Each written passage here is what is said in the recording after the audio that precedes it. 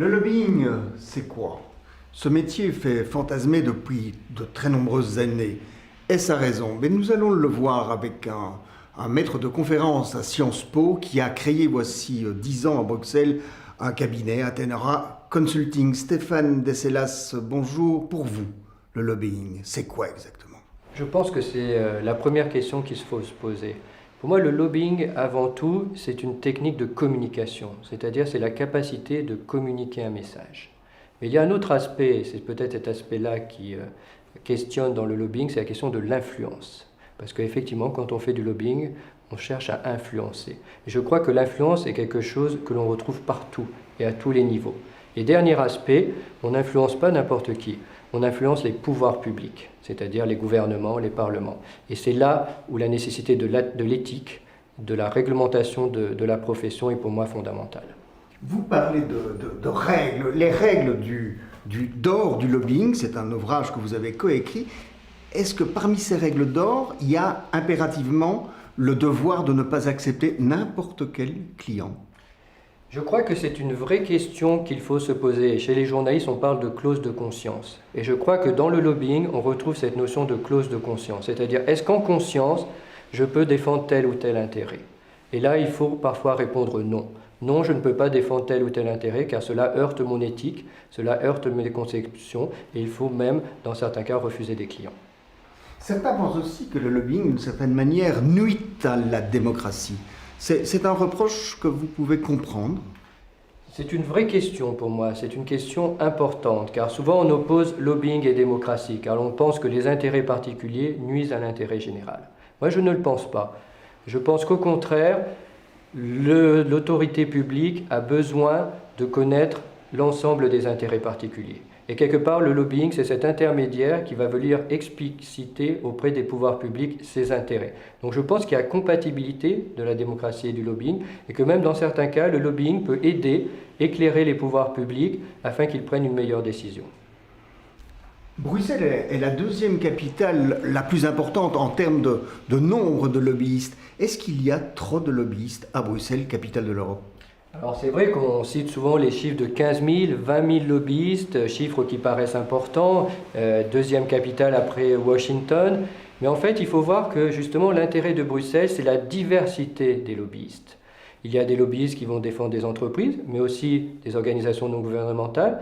Et puis, c'est la variété des secteurs qui seront représentés. Et je pense que cette diversité et finalement cette concurrence entre lobbyistes est plutôt un avantage pour le pouvoir public qui n'entendent pas une seule voix, mais une multitude de voix et peuvent ainsi faire leur choix. Donc je pense que le nombre de lobbyistes, on parlait de démocratie tout à l'heure, est peut-être un facteur démocratique du nombre d'intérêts différents représentés. Il n'y a pas qu'un seul intérêt qui est représenté. 15 000 à 20 000 lobbyistes à Bruxelles. Combien de Français? Et existe-t-il un lobbying à la française?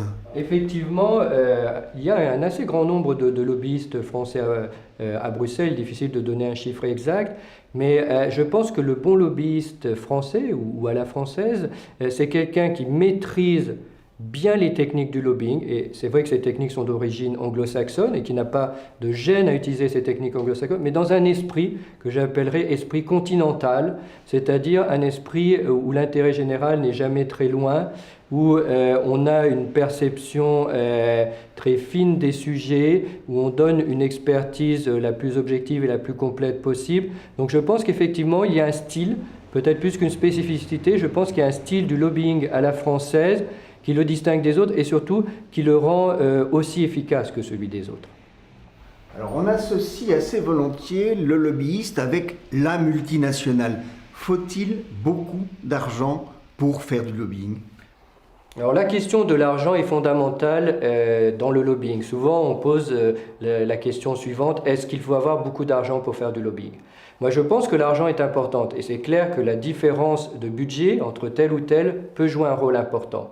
Mais on l'a vu et on le voit souvent, des organisations gouvernementales réussir des actions de lobbying et pourtant bénéficier de budgets moindres. Donc je pense que l'argent est un point important, mais la créativité, la capacité de défendre une cause, de croire en une cause, d'avoir un message clair peut faire aussi la différence.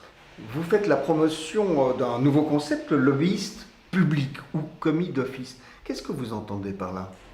Écoutez, cela fait le lien tout à fait avec l'argent. Je pense que la question fondamentale est la question de l'accès au lobbying. Et justement, l'argent ne doit pas être un frein à accéder au lobbying. C'est pour ça que je défends cette notion de lobbyiste public ou commis d'office que l'on retrouve chez les avocats et qui permet à chacun d'avoir accès à la justice.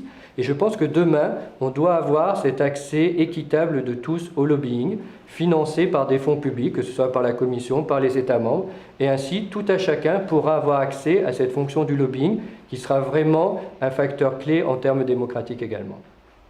La profession de lobbyiste est-elle suffisamment réglementée? Écoutez, c'est une question importante. Moi, je pense que l'on peut aller plus loin en termes de professionnalisation et de réglementation.